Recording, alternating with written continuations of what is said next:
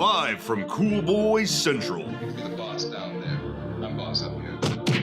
From bat tips to bat nips, we are just three cool boys revisiting Batman, the animated series, and wearing hats. This is Batman and Beyond, a Cool Boys podcast. I see Batman and Beyond.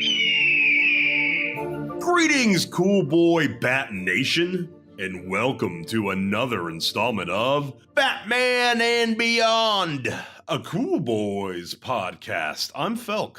I'm Ballard. And I'm Steve. So cool. Tonight's episode is The Forgotten, directed by Boyd Kirkland and written by Jules Dennis, Richard Mueller, and Sean Catherine Derrick. This episode aired originally October 8th, 1992, and features Boss Biggis. Boss Biggis and his henchmen. I think he's a one-off. I think this is the only time we see Boss Biggis. Biggis is disgusting. Hashtag fat shaming. This is more than fat shaming. Wikipedia says, while investigating the disappearance of Gotham's homeless in an undercover disguise, Bruce Wayne is kidnapped and imprisoned in a chain gang mining camp, suffering from amnesia. Alfred must thus track him down, help him escape, and free the rest of the prisoners. More like a gangbang man camp. I had a note from the cue card of this episode that it really kind of sets the tone, you know, where it just does that classic sort of the guitar or whatever. It's a harmonica. It's harmonica, yeah, you know, it just sets up that this is like a prison or just the Western-y. style. Yeah. More prison-y, more homelessy. You know, it reminds me of what I'm forgetting, The Great Escape or something like that. You know, it's like Yeah, I kind of thought it has of that music. I kind of thought of this also more as like Empire of the Sun and stuff too, like that kind of stuff. Thinking of a lot better things. So we're barely into the episode. It opens with Bruce apparently does mandatory or manual labor at a soup kitchen once. Never see him do it again. Never see him do it before. I love his undercover outfit. You know, it's basically. Oh yeah. Oh, what's his name? What's his name again? Gaff Morgan, and it's labeled in his like costume like boudoir where it's like this is the Gaff Morgan outfit where he's a homeless guy who's old and down on his luck. Look at him, white hair, 5 o'clock shadow. It's worth noting he finds out that homeless people are disappearing, and he immediately dons a disguise without a second thought. Doesn't tell Alfred where he's going. Doesn't leave any indication that he's pretending to be homeless and will be kidnapped possibly, because that's what he's investigating. Paints on his 5 o'clock shadow rather than growing one out. Dyes his hair white. It's makeup. Can you imagine seeing that in person? Like, this dude put makeup on as a 5 o'clock shadow. Like a clown hobo at a birthday party. Well, I imagine everybody looks like the cartoon, so it's hard to tell. You know, in this world, they're actually cartoon people. Is that what you're saying? Oh people. Shit! Mind blown already for The Forgotten. That's not how animation works. A little bit of foreshadowing, by the way. Batman gets kidnapped because he's distracted by sweet pussy. He's distracted by a cat. Black cat. A black cat specifically, yes. But he hasn't met Catwoman yet, but if you're watching this on TV, he has met Catwoman.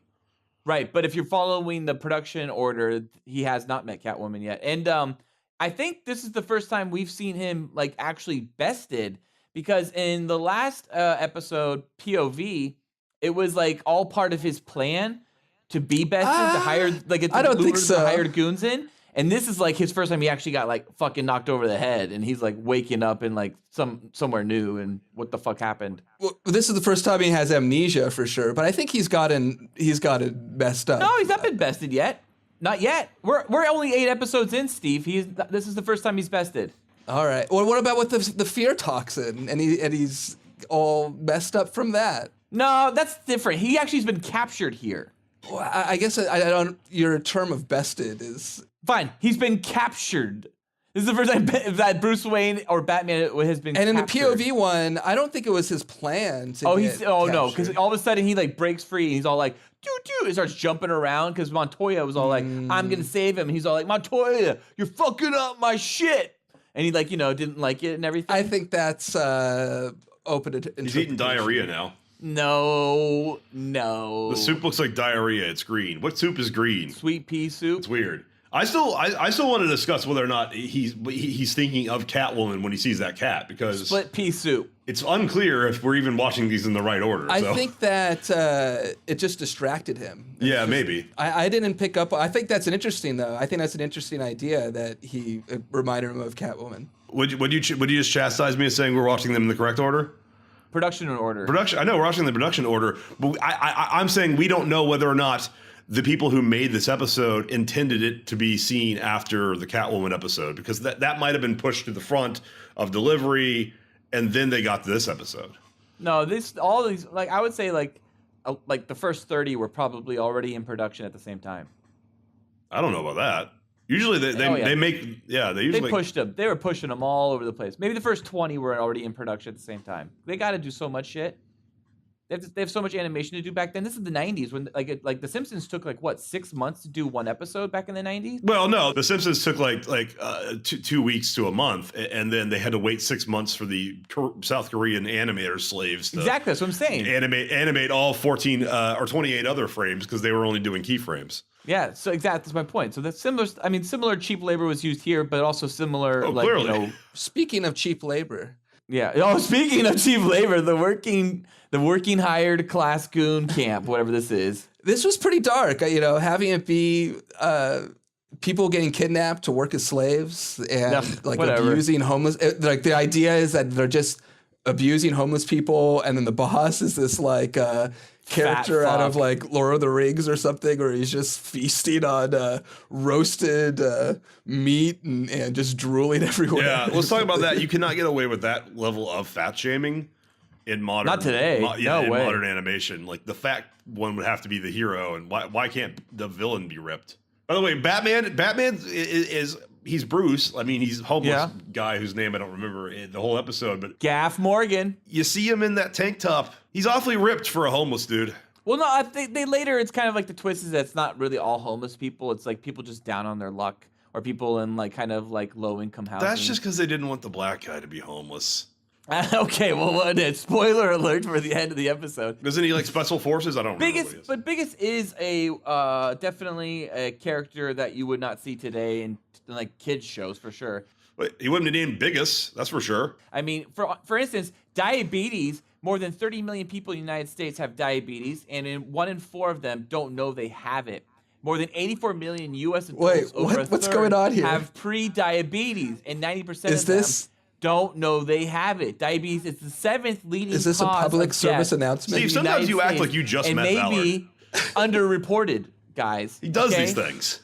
Type 2 diabetes accounts for about 90% to 95% of all diagnosed cases of diabetes. Type 1 diabetes accounts for about 5%. This is completely inane. You know Ballard way longer than I have, way better than I do. Yet he started talking about diabetes stats, and I was like, okay, so this episode we're going to get diabetes stats. He planned them as soon as he saw an obese person. Well, I want to steer clear of...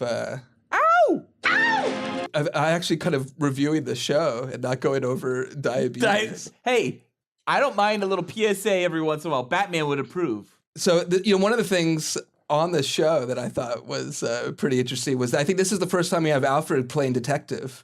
So he's taking up a larger role, and they're showing him, using the back computer and trying to locate Batman. All he needs is a pre-planted tracking device.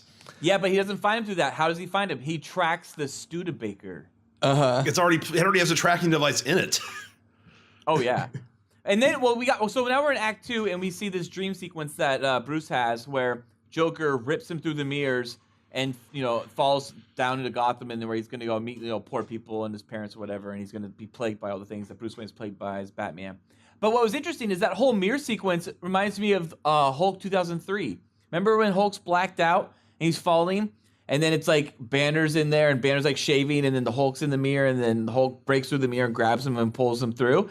It could have been lifted from this episode. Maybe. It also has that dream sequence has a unique metaphor for the problem with social services in America, is that you can never, once you start handing out money to one person, then another one shows up, and then another one, and another one, because it's free money, and you can free money. I love free money. And you can never solve the problem, and it just ends with a tear. One thing I wanted to point out was just their dream sequences are excellent. You know, they just continue to have these great, psychedelic or just trippy psychological dream sequences.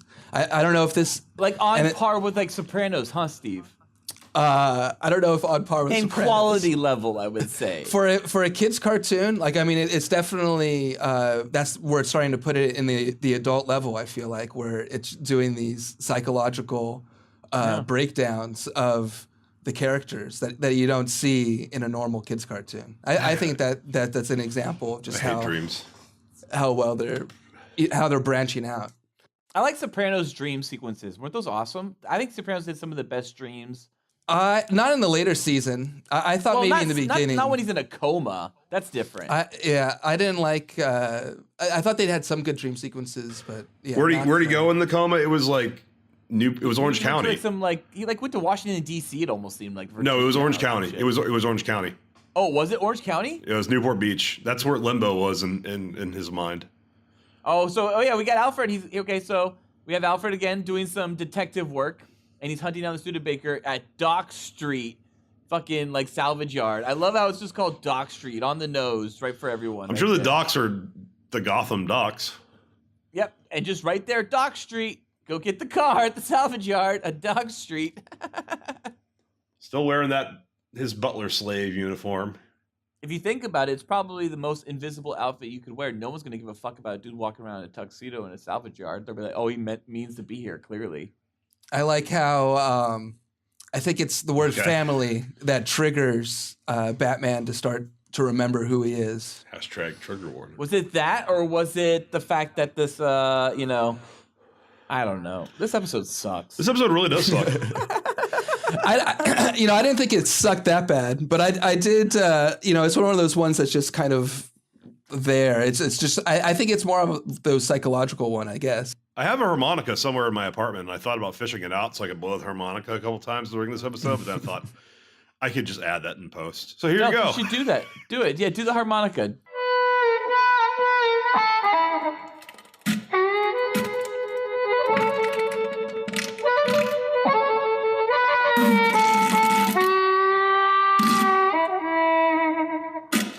Yay!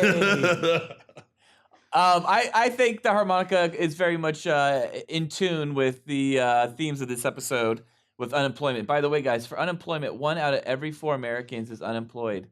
Really? No, I just made that stat up.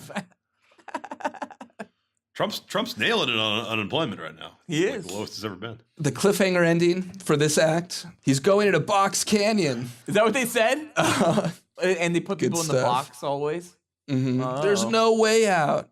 They have some pretty lame cliffhanger endings sometimes. The screenwriter for this episode was in a box. He was like, I have to write the shittiest episode.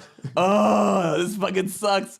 I'm going to put a Box Canyon in there. And then I'm going to have Batman break out of the Box Canyon. He's going to have to break out of this box, a steel box, his prison. Why the fuck they make me have to write this episode about Biggest? Like Gaff Morgan. What the fuck? Hot boxes are a legitimate form of torture, just to be clear. Oh, for sure. Like, that's actual torture on this episode. Oh, yeah. And slavery. Well, now that we're in the third act and the dogs and everyone's chasing Batman. I like how Batman is just, he's just awesome in this one, I guess. He starts jumping around. He's not awesome. What does he do that's awesome? He fucking runs around and then he just like climbs a few rocks. He climbs, there's no way out. And then he figures out a way, They could shoot him at any time. He's okay. Literally, in like 2 episodes ago or whatever it is, he's breaking alligators' necks. And this one, 3 dogs, and he's like scared. And he's like running on rocks. He's like, oh, but before I'll take on alligators and break their necks. This one, and then they have Alfred just flying the Batwing. That one, that's pretty silly.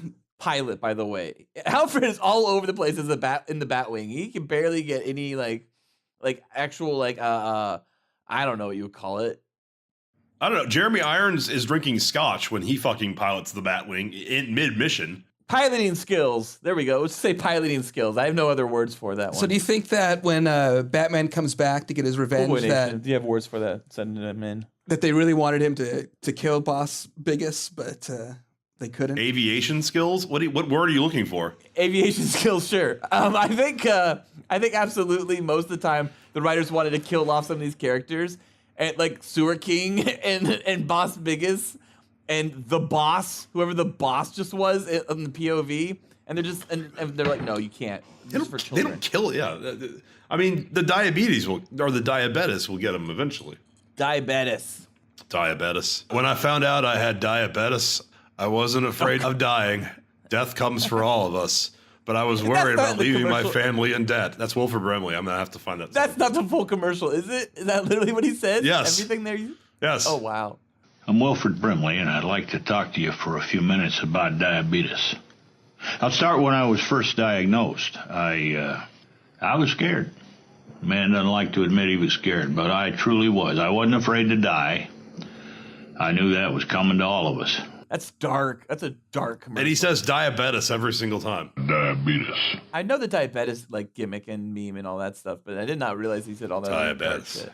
Well, now that Alfred's here, we have you know. Oh, so what would you rate this sweater? Are we done? You guys see that? He put a sweater That's on? all I have on it. I don't know. No, Alfred's wearing a sweater.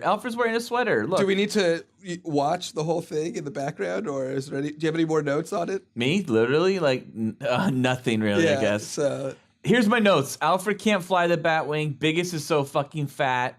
Ends the way you would expect. Bad guy beaten, fire explosion, and Batman saves only 2 victims from the death camp that were worth saving. So that's like that. Yeah, that's true. Notes. Like, he literally only saves 2 people in the end. Well, right? the rest are free to leave, I assume. Yeah, free to leave, I guess. But Batman only saves 2 people on that whole death no, camp. he focuses on the 2 that helped him, but everybody is saved. They at least are no longer slave labor. They either get to stay there and panhandle or do whatever homeless people do. But yeah, they just continue, like, they get a whole bunch of like checks in the mail from Bruce Wayne in their PO box, and then they just hang out and still like panhandle, smoke crack. Oh, smoke crack. Well, I mean, what else? Was it Chase the Dragon? Can you live on the streets. It's hard living on the streets. You have to do drugs. I mean, I have to do drugs living in You the have house. to do drugs if you live in the streets? I feel like shit. Like, what else? Or alcohol, right? I mean, to live with yourself, I think so. So wait, what would you rather do? Live in the streets or live in the mountains? If you had to go Mountains. You mean like in a cabin in the mountains? Well, you'd Or have like, to are be you homeless talking- in the mountains, though. So You're talking about on your own. It'd be like squalor shit. Like, you'd be like, hanging out in people's cabins when they're like out of like town for like the season. squatting? And then, squatting and all that shit. Yeah. Well, I mean, like, why, like Grizzly Man, like that dude was a homeless person, basically. Yet he was on Letterman. He was famous because he chose to be a homeless person in a dangerous area with grizzly bears. I would rather do that. And he thought that he was friends with the grizzly bears. Not the one that ate him. That's for sure. I know, but I think he was famous not because he lived in the woods. Treadwell. Because he thought he had a connection. Timothy Treadwell. That's a dark movie. And when Werner Herzog is listening to the tape and he's hearing the dude get eaten, he's just like, tells the lady, and she's like, hey, did you ever listen to this? She's like, no. He goes, you should never listen to this. And he's like, and you should burn this. Truly, you must never listen to this. I think you should not keep it. You should destroy it. Yeah. And she's just like, really? He goes, yeah, you should burn this. I love that movie, by the way. I think it's just like the way Herzog frames it is like, that's why he's the best at that kind of thing. He's a great director. I'd rather talk about Grizzly Man more than this episode of Batman. Well, we didn't do our boys, I guess. Well, You gave it like 0, I thought. Did I really say that already? Well, then it is that. Yeah, that's so no spoilers, I guess. 0 out of 5 boys for me. Great bat stuff, gentlemen. Cool Boy Nation, tune in next week. Same Cool Bat time, same Cool Bat channel. Cool Bat Nation, be sure to let us bat know what you bat thought of The Forgotten, or what your favorite bat episode is by bat emailing us at batmanandbeyondcoolboys@gmail.com. New episodes of Batman and Beyond come out every Thursday. Also, please check out our other great Cool Boy Central content with The Cool Boys Podcast on iTunes, SoundCloud, Google Play, and Patreon, where the Cool Boys have an uncensored discussion about 5 so cool movies Everything ranging from bods to dongs and all the boners they have given us. Be sure to follow us on Twitter at coolboyspodcast and Facebook group us at the Cool Boys Podcast. Like and subscribe to us on YouTube. You can find us on YouTube by searching for the Cool Boys Podcast. And be sure to rate and review us on iTunes at the Cool Boys Podcast. And if you like, you can donate to us on Patreon and receive additional episodes of Cool Boys After Dark and a Cool Boy shout out on the Cool Boys Podcast that airs every Tuesday. You can find the Cool Boys on Patreon at patreon.com/coolboyspodcast. Thank you for listening. Stay cool, Cool Boy Nation. Until next time, it's Byzies from Felk. That's Byzies from Ballard. And Byzies from Steven. So cool. Batman And beyond. Oh, yeah. Batman and Beyond. Oh, yeah.